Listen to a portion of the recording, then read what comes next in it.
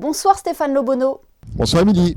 Vous allez donc faire briller le ciel de la principauté de 1000 couleurs samedi. Si le spectacle dure une quinzaine de minutes, cela demande tout de même des mois de travail en amont.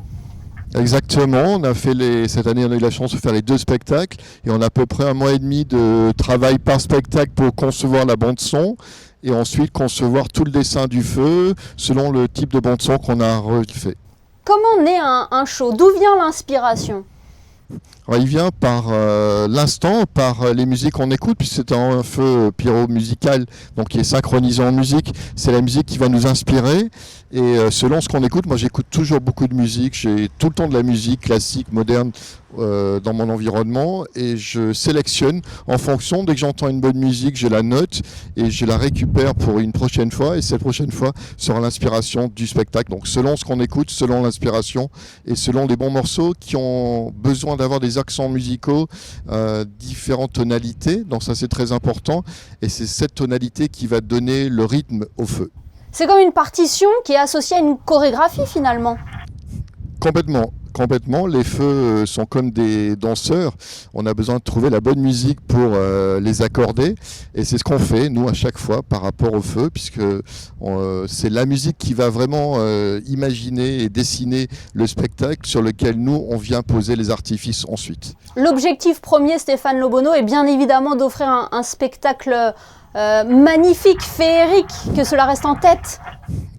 Toujours, c'est de faire rêver le public, de partager l'émotion qu'on a pu nous recevoir en concevant la bande son et on espère pouvoir traduire ça en émotion avec les couleurs, les produits, les différentes qualités de produits, différents types de produits. Vous avez eu d'ailleurs des retours du feu que vous avez tiré il y a 2 semaines à Monaco ? Oui, et on a travaillé sur une bande son italienne, pensant au grand nombre de spectateurs italiens qui sont sur la Riviera et qui vivent sur Monaco aussi. Donc on a eu un très beau retour, les gens ont beaucoup apprécié la musique qui, elle, s'inspirait de chansons traditionnelles italiennes. Un mot, Stéphane Lobono, sur l'évolution de l'industrie pyrotechnique. C'est un marché qui a grandement changé face à l'offre et à la concurrence des spectacles de drones.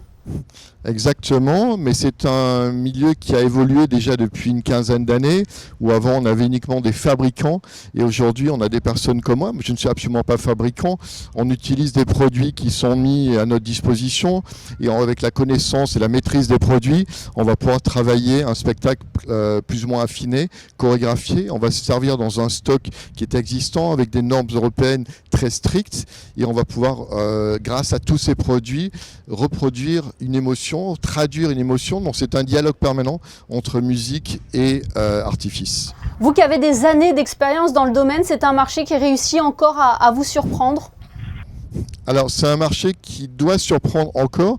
C'est vrai que c'est délicat aujourd'hui. Les drones apportent un plus au monde du spectacle, mais ne peuvent pas remplacer l'artifice. L'émotion n'est pas la même. Donc c'est un complément, comme du multimédia, comme le laser à l'époque, comme les faisceaux lumière.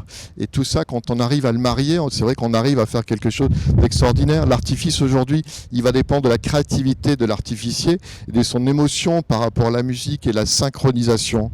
Et ça, c'est vraiment important, j'insiste là-dessus. Aujourd'hui, les gens, quand ils viennent voir un feu d'artifice, ils veulent toujours du ressenti, donc quand on dit dans les tripes, et on veut que le produit vienne nous toucher. Il vient nous toucher par l'explosion, par la couleur, par l'amplitude et la hauteur qu'il peut prendre. Et ça varie à chaque tableau. Donc c'est la force de l'artifice par rapport à d'autres événements. Ouais, un vrai travail artistique que l'on pourra donc contempler ce samedi sur le port de Monaco. Est-ce que vous avez des spots à nous conseiller, Stéphane ? Oui, bien sûr, parce que c'est un feu donc synchro en musique et la mairie de Monaco, qui est l'organisateur, peut uniquement sonoriser la partie basse du port, donc autour de la piscine, toute la darse nord et darse sud. Donc on vous invite à venir sur cette zone-là, qui est une zone protégée, mise à disposition gratuitement, bien sûr, des spectateurs. Donc ça sera la meilleure zone pour voir le feu. Eh bien, c'est noté. Merci infiniment, Stéphane Lobono, d'avoir été avec nous ce soir. Merci bien.